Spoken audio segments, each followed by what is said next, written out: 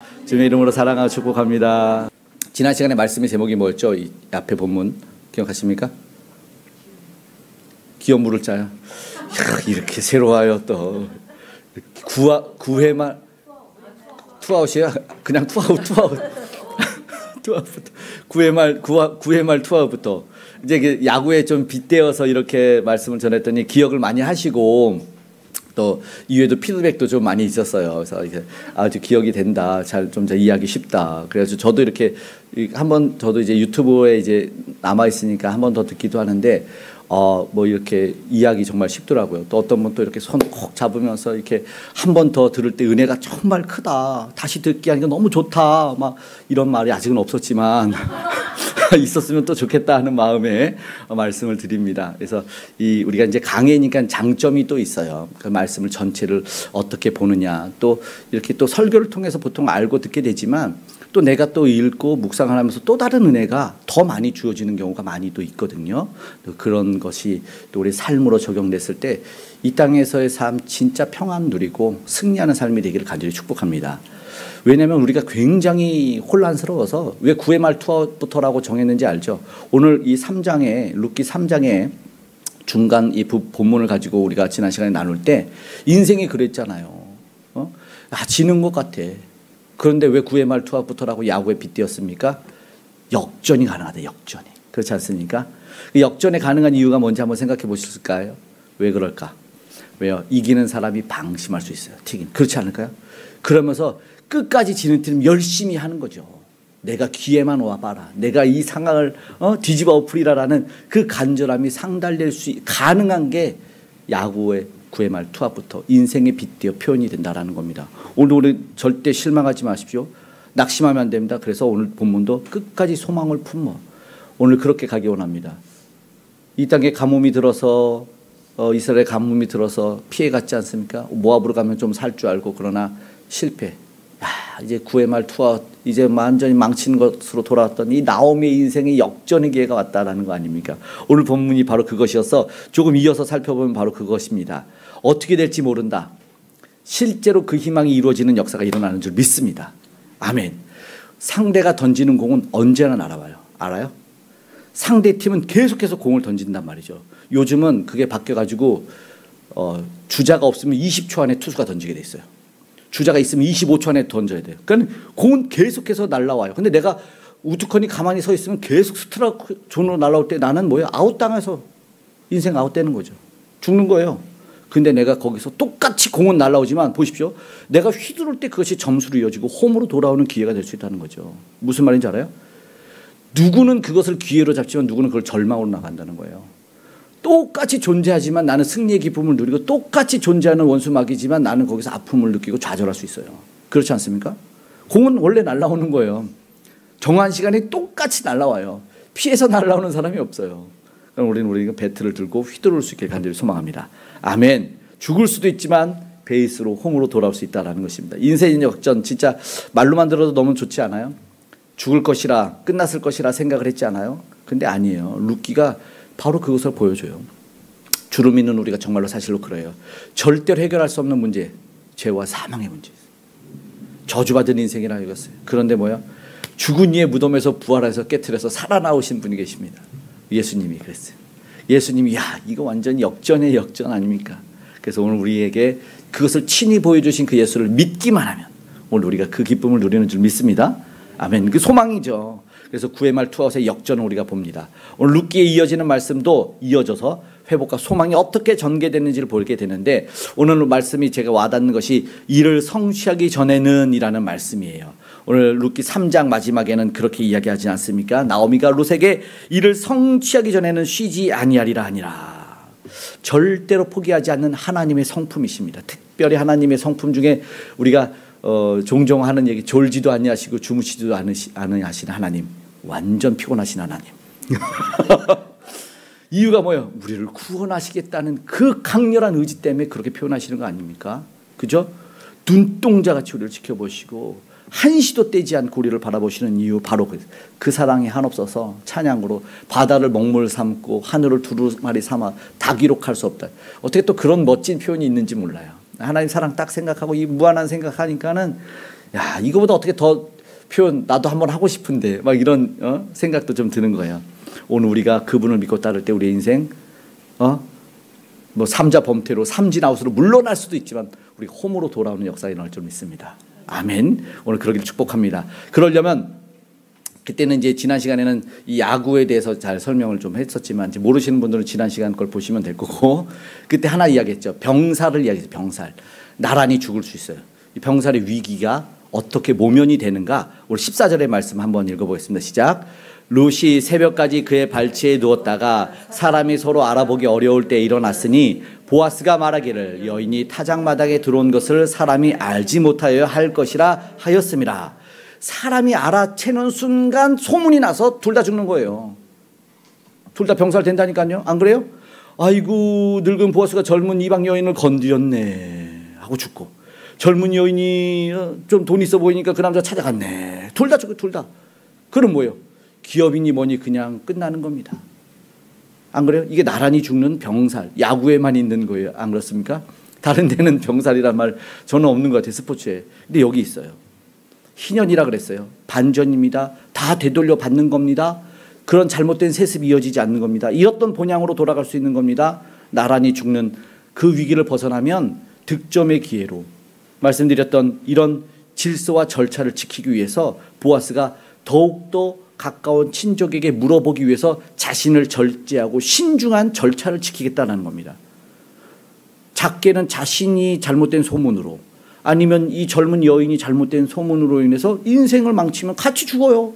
그렇지 않습니까? 그래서 못 일어나는 사람들이 있어요. 잘못된 소문으로. 진짜 잘못된 소문 하나만 잘못되면은 그냥 뭐 기업도 그죠? 기업도 막 그 뭐죠 댓글 잘못 달고 무슨 소문 하나 잘못 나면 낙심하고 그 포기하는 안타까운 일들이 일어날 수 있는 건데 이런 병살의 기회를 신중하게 막아냅니다. 그래서 룻과 그 가문이 보아스가 살아나요. 아까 저번에 이제 희생 플라이라는 걸 얘기했죠. 야구에. 자, 멋지죠. sacrifice. 그냥 희생 번제와 제물이라는 뜻이죠. 예수님이 sacrifice인데 희생 제물이 야구의 용어 있죠.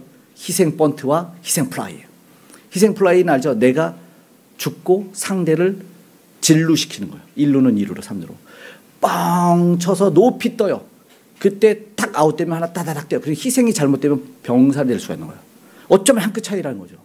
희생 플레이가 되느냐, 희생 플라이가 되느냐, 아니면 병살이 되느냐. 오늘 아니면 같이 사느냐. 너무나 멋진 이야기가 오늘 일어납니다. 상대를 진루시키고 그리고 나도 돌아올 수 있는 길, 빨리 달려야 되는 일이 있습니다. 보아스가 피곤한 중에 보십시오. 오늘 이 하루 만에 일을 처리하거든요. 사실상. 그러니까 빨리 돌아와야 돼요. 즐겁게 먹고 취한 상태에서 갑작스럽게 오늘 이 여인이 있으면 어쩌면 우리가 기독교에서 욕먹는 이유가 이런 일이에요. 자신의 욕정대로 모든 걸 풀어내려고 할 때 교회 안 가는 이유, 떠나는 이유 중에 하나가 성범죄 문제가 또 참 어떻게 그렇게 있는지 모르겠습니다. 그루밍이 가능한 집단 같기도 하고 참 저도 뭐 여기 속해 있는 거지만 안타까운 일들을 많이 봐요. 그럼 여기도 자신이 갑이 되어서 물건을 내어주고 음식을 줄 수 있는 입장이니까 보아스도 충분히 그럴 수 있는데 여기에서 실수를 범하지 않았어요. 나란히 죽는 위기를 모면하죠. 인간적으로 약해질 수 있는 상황 속에서의 절제는 원래 강할 때 하는 게 아닙니다. 진짜 약할 때의 절제가 필요해요. 그래서 자신이 또 룻이 그렇게 불필요한 오해와 소문이 있을 수 있는 것을 막아내려 염려해요. 그래서 조심히 해요. 젊은 여인, 이 여인 치명적인, 나오미도 치명적인 문제가 생겼을 것 같은 것 여기서 막아내는 거죠. 이게 참 배려할 수 있는 이 보아스의 성품을 또 보게 되는 겁니다. 그대의 입장에서. 내 입장에서 보면 내가 마음대로 할 수 있죠. 내가 갑이고 내가 줄 거 다 주고 내가 책임져 준다 하지 않아요? 항상 오빠들이 뻥치는 게 그거 아니에요. 오빠만 믿고 따라와라. 맨날 거기서 속는 거 아닙니까? 그래 물 한 방울 안 맞추게 해준다. 오빠만 따라오면 내 손에 물 한 방울 안 묻힌다 해서 뭐 공부장갑 사줬다는 슬픈 전설이 있는데 그게 다 거짓말이에요. 안 돼요. 근데 여기서 스스로 해결할 수 없는 그 문제를 어떻게 도울 거냐. 그죠? 죄와 사망이라는 강도 만난 자를 어떻게 구원해낼 것인가. 놀라운 사랑 건신이지 않습니까? 여기서 나 몰라라. 요즘 시대는 나만 잘 살면 되지 이래요. 심지어는요. 내가 잘못되면 같이 죽는 거예요. 무슨 말인지 알죠? 댓글 아까 그런 얘기도 댓글 테러 이러죠. 내가 잘못된 거 받으면 아, 여기서 보상받는 게 아니라 다른 사람한테도 소문내고 안 좋은 거 퍼뜨려가지고 같이 죽자. 우리 시대에서 한번 배워야 될 모습인 것 같아요. 오늘날의 정말 보아스 같은 헌신적인 모습, 아까 말한 sacrifice, 희생 플라이가 없는 그런 모습인 거죠. 병살이 필요한 것이 아닙니다. 병살의 시대를 지나쳐가야지 오늘 우리가 기대할 수 있는 그 소망으로 이루어가 되는 거죠. 15절 읽어볼까요? 시작. 보아스가 이르되 내 겉옷을 가져다가 그것을 펴서 잡으라 하며 그것을 펴서 잡으니 보리를 6번 대어 룻에게 지어주고 성읍으로 들어가니라. 이를 성취하기 전에 반드시 기다려야 되는 과정이 있는데 그것은 기대, 기다림, 기도. 기대, 기다림, 기도예요. 그 어느 것 하나도 없이 팍팍 쫓은 문제가 생깁니다. 아시죠? 예, 기도 없이는 되는 것이 없습니다.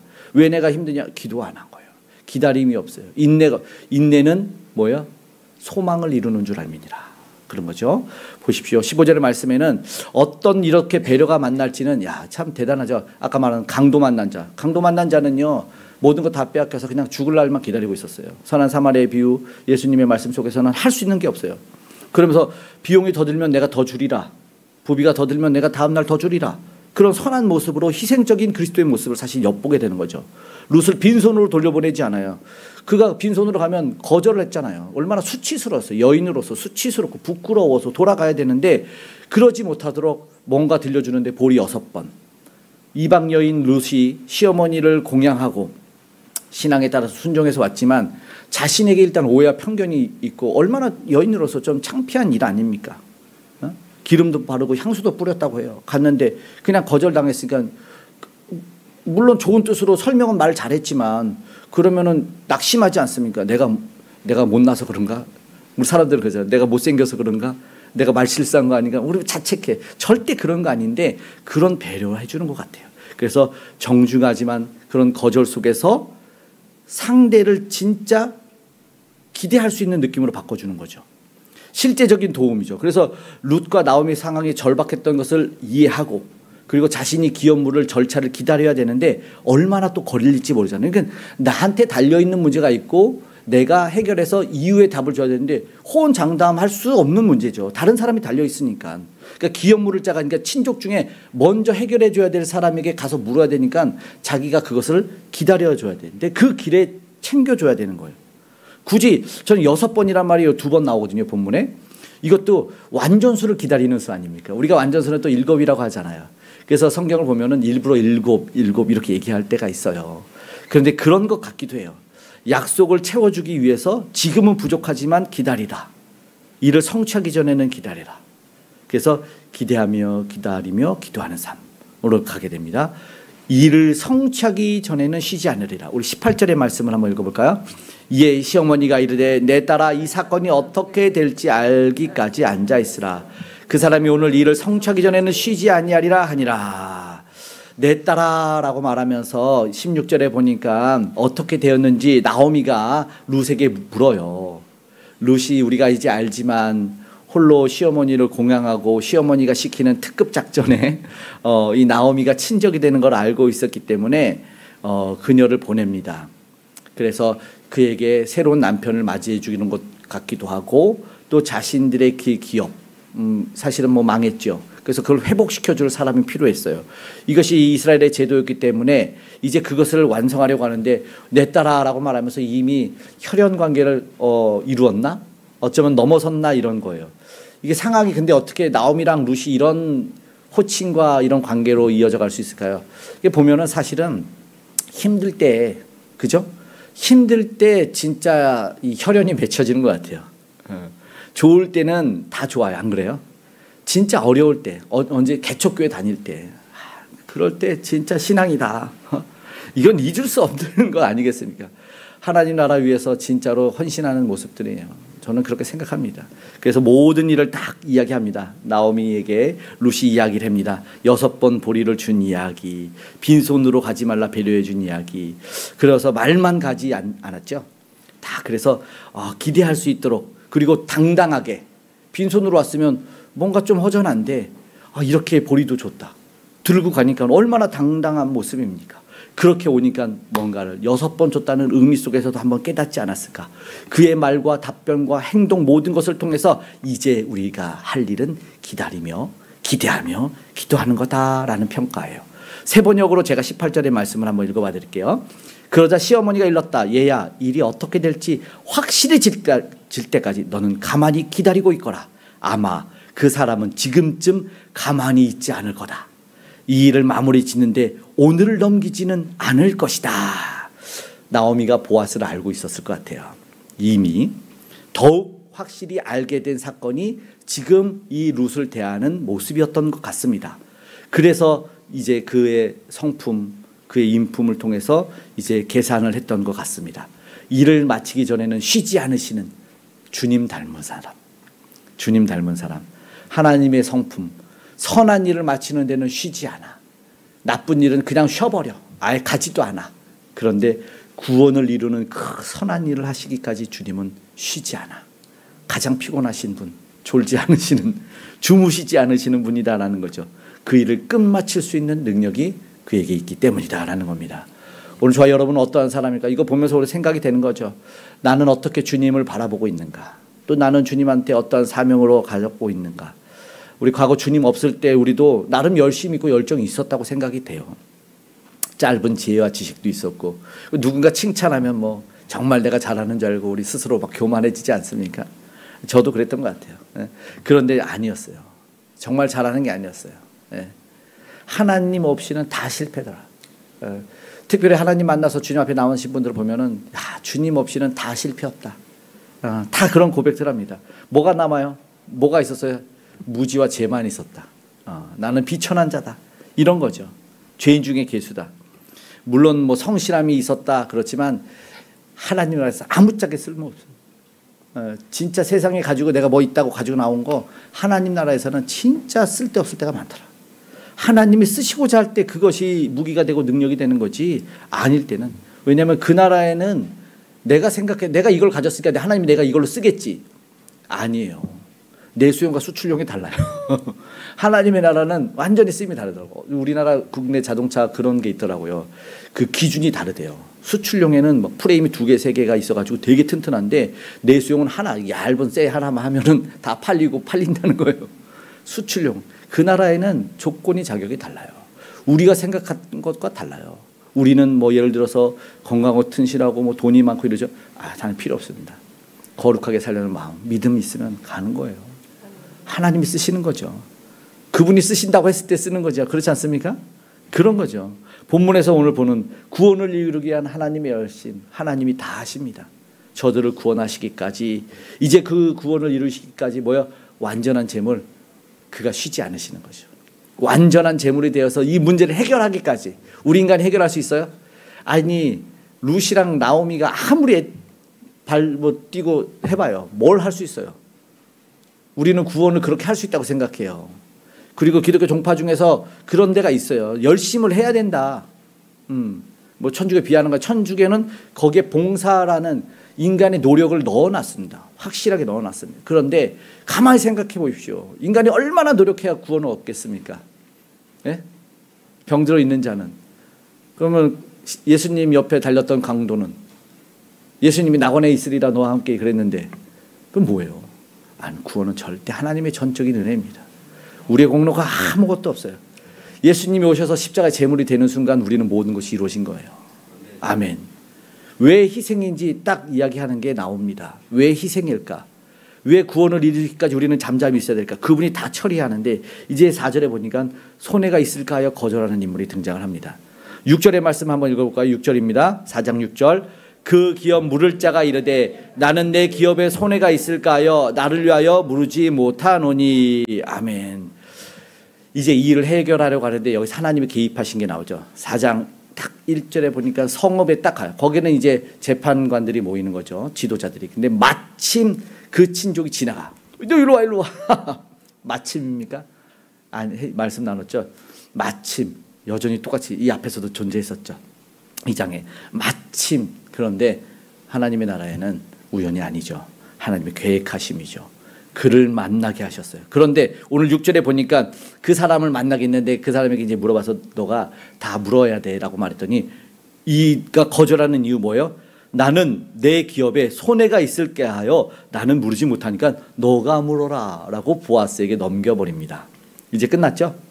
사실은 끝났어요. 오늘 본문을 보니까 나오미 예상대로 바로 일이 추진됩니다. 마을 대표들이 있는 데서 증인들이 있는 데서 일을 처리합니다. 그런데 보니까 손해가 있을까요? 라는 말을 반대로 뒤집어 보면 나오미에게는 손해가 있을 수 있다는 거예요. 그죠? 나오미가 아니죠. 보아스죠. 죄송합니다. 보아스보다 더 가까운 친족은 손해 있을까 봐다 나는 못하겠다.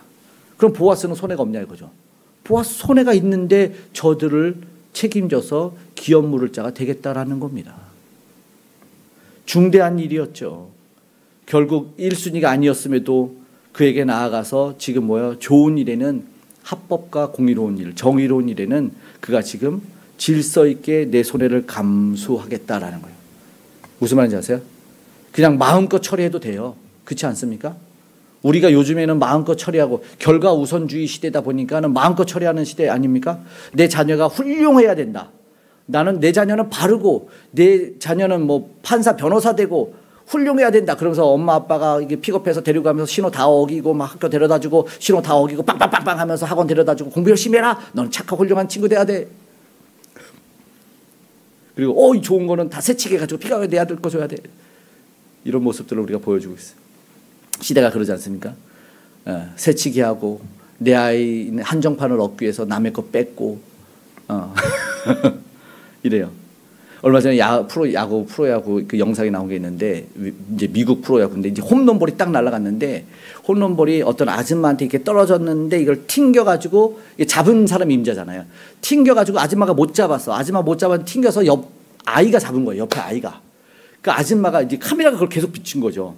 근데 이 아줌마가 내 거라고 막 성질내면서 이 아이를 뺏어간 거예요. 그러니까 아빠가 달려 어쩔 수 없이 아이를 줬더니 아이가 시무룩해서 우는 거죠. 근데 카메라가 계속 나와. 근데 조금 있다 카메라가 또 그 아이를 비춰주는데 야구 관계자가 이만한 선물 세트를 야구 용품 선물 세트를 그 아이에게 안겨주는 거야. 이야 사이다 정말 사람들이 막 환호하고 난리 나고 그 아줌마의 표정을 봤어야 되는데 그건 안 보여주더라고. 하나님이 그렇게 갚아주는 겁니다. 내 거 뺏긴 것 같지만 하나님이 다 갑절로 쳐주신다. 성경에 있는데 30배, 60배, 100배. 놀랍지 않습니까? 성경에는 그런 표현이 있어요. 갚아주신다 하나님이. 그렇게 갚아주시는 겁니다. 놀랍죠? 당장 손해보는 것 같고 억울한 것 같죠? 하나님 다 알고 계십니다. 다 지켜보고 다 보고 있다고. 아무도 안 보는 줄 알았지만 전 국민이 전 세계가 다 보고 있었다는 거죠. 하나님은 우리의 관계자가 되시는 분입니다. 아멘. 다 보고 갚아주십니다. 합리적으로 순차적으로 체계적으로 가장 좋은 길로 인도하시는 거죠. 그렇죠? 오늘 보아스가 이 친족에게 누구인지 모르죠. 더 가까웠어요. 그렇죠? 이름이 나와요? 안 나와요. 안 나와. 더 가까운 친족인데 그가 뭐 했는지도 몰라. 그냥 나 손해보니까 안 할래. 이건 했어. 이 말은 한 건 알아. 간단하게 보니까 내가 손해보는, 물론 그가 손해 안 봐서 잘 살았을 수도 있어. 안 그래요? 그렇죠. 그거는 근데 알 바 아닙니다. 근데 중요하고 확실한 건 하나는 손해 안 본다고 떠나갔던 그는 메시아의 조건은 안 됐다. 무슨 말인지 알죠? 확장해서 그냥 말하면 구원의 계열에는 못 들어갈 수도 있겠구나. 그러지 않겠습니까? 확장입니다. 당장 내가 이익을 봐야 되는데 난 당장 손해보는 거 따지고 살면 따라요? 그건 아니죠. 신앙에서 보면 그걸 넘어서야 될 때가 있습니다. 당장은 이해 안 되고 당장 손해보는데 우리가 받은 사랑이 그랬어요? 우리가 배려했어요? 우리가 받을 때 우리가 받은 사랑이 누군가에게 부모로부터 선생님으로부터 내가 너 지금 하나 줬으니까 너 꼭 성공해서 2개로 3개나 갚아라 이래서 받았습니까? 가만히 생각해보면 진짜 다 거저받았더라.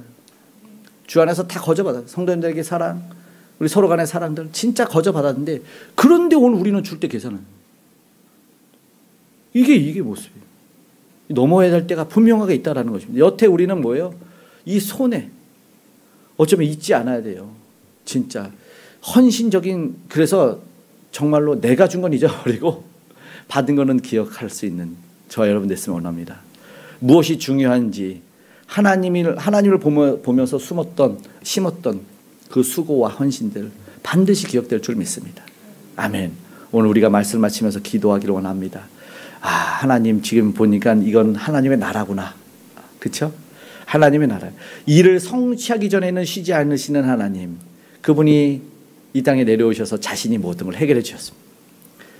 무지한 백성들에게 하나님이 누구신지를 알려줬고 치유함을 알려줬고 먹을 거를 주셨고 이 세상 모든 만물을 다스리는 분이 누군지 알려주셨고 절대로 해결할 수 없는 그 사망의 문제를 해결해 주셔서 분명 손해인데도 불구하고 갚지 못할 인생들에게 내어주신 우리 주님을 보게 된다는 거죠.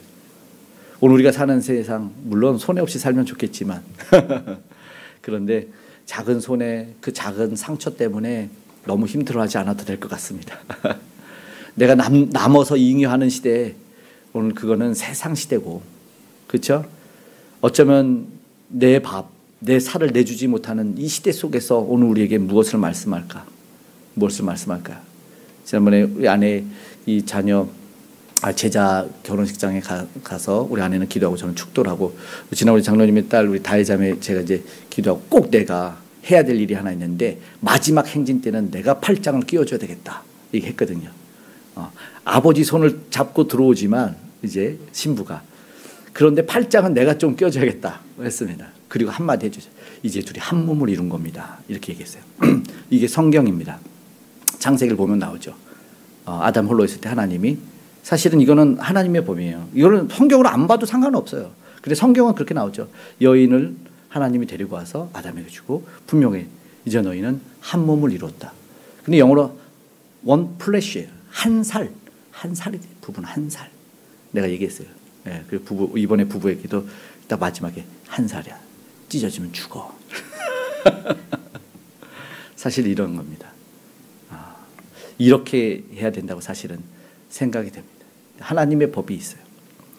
물질, 시간, 마음 어쩌면 그런 것 같아요. 우리는 내가 기업 물을 자가 아닌 것 같아서 더 멀리 바라보고 있어요. 옛날 좀 오래된 소설이지만 김동인인가요? 발가락이 닮아서라는 소설에 친아들이 아닌데 그 굳이 닮은 부분을 찾으려고 해가지고 발가락이 닮았다고 우기는 부분, 특별히 공감대를 만들어내는 부분이 있어요. 물론 주인공 자신이 그 불안감을 넘어서고 안심하고 싶은 마음이 있겠지만 그 책에서도 느껴지는 것이 그도 통감하고 싶고 공감대를 찾으려는 애쓰는 모습이 오늘 우리가 받은 사랑도 찾아내면 찾아낼 수 있고 우리도 구원을 전달할 수 있는 이유를 만들어낼 수 있겠다. 왜냐면 우리가 그렇게 받았잖아요. 진짜 희미한 하나님의 형상 그거 하나 있고 나머지는 다 죄로 대물림 받았는데 오늘 우리가 구원받아서 구속사 일꾼이 되어서 기업물을 친족이 됐다는 거예요. 그래서 오늘 우리가 뭐라고 불리냐면 예수사랑교회 교인 아니라 그리스도인이라고 전체 다 불려요. 그리스도인. 우리가 관계된 자예요. 관계된 자. 기업물을 자다라는 거죠. 오늘 우리는 뭐 정해놓은 기준으로 살지만 성경이 오늘 우리의 기준이 되고 그 나라를 확장되어가는 주의 일꾼들 되길 원합니다. 그 구원의 일꾼으로 동참하기를 소망하는 마음으로 함께 찬양하고 기도하기 원합니다.